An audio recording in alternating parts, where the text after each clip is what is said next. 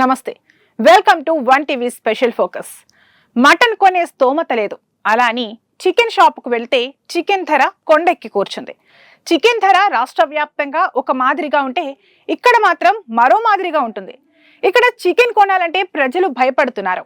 ఒక కిలోపై దాదాపు 60 నుంచి 100 రూపాయలు ఎక్కువగా వసూలు చేస్తున్నారు. చికెన్ వ్యాపారులు ఇంత దోచుకుంటున్నా ఎవరూ పట్టించుకోరేం.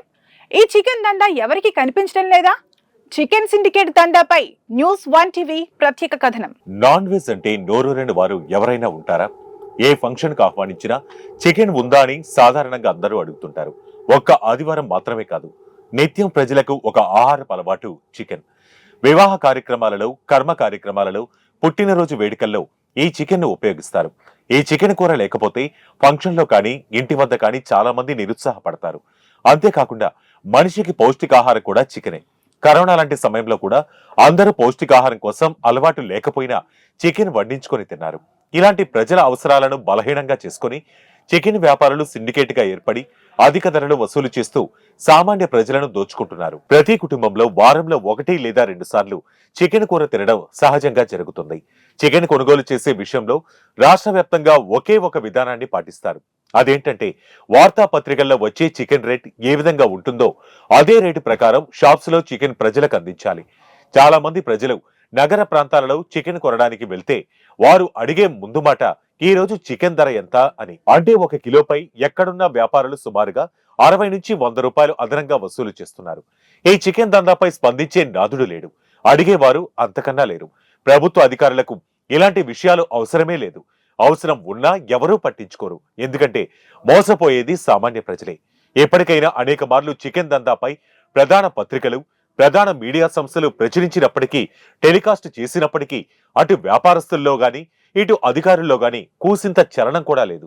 భద్రాద్రి కొత్తగూడెం జిల్లా అశ్వారావుపేటలో చికెన్ వ్యాపారులు సిండికేట్ గా ఏర్పడి మార్కెట్ రేటుకు అదనంగా 60 రూపాయల నుండి 100 రూపాయలు వసూలు చేస్తూ ప్రజలను దోచుకుంటున్నారు. అశ్వారావుపేట పట్టణంలో సుమారు 50 చికెన్ షాపులున్నాయి.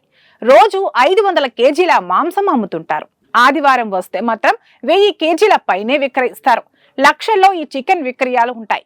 మండలంలో వివిధ ప్రాంతాల నుండి ప్రజలు వస్తూ ఈ చికెన్ ను కొనుక్కుని వెళుతుంటారు.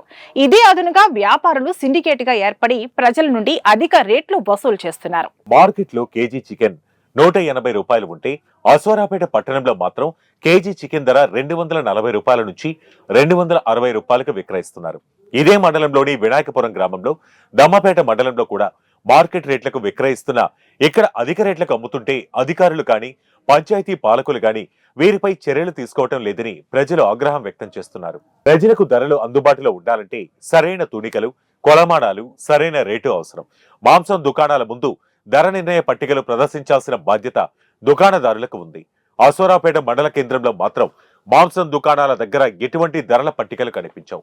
కారణం ఏంటంటే 1 కిలో ధర ఒక్కో దుకాణానికి ఒక్కో రేటు చెబుతూ అమ్మకాలు జరుపుతున్నట్లు ఆరోపణలున్నాయి. ఇందువల్ల వినియోగదారుడు పూర్తిగా నష్టపోతున్నట్లు తేట తెల్లమవుతోంది.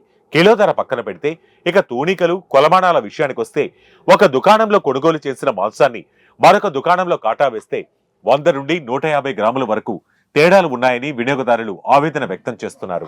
ఫంక్షన్లు ఎక్కువగా జరుగుతున్న సమయాల్లో మాంసం దుకాణదారులు కాటా విషయంలో ఎన్నో మోసాలకు పాల్పడుతున్నట్లు వినియోగదారులు ఆరోపిస్తున్నారు.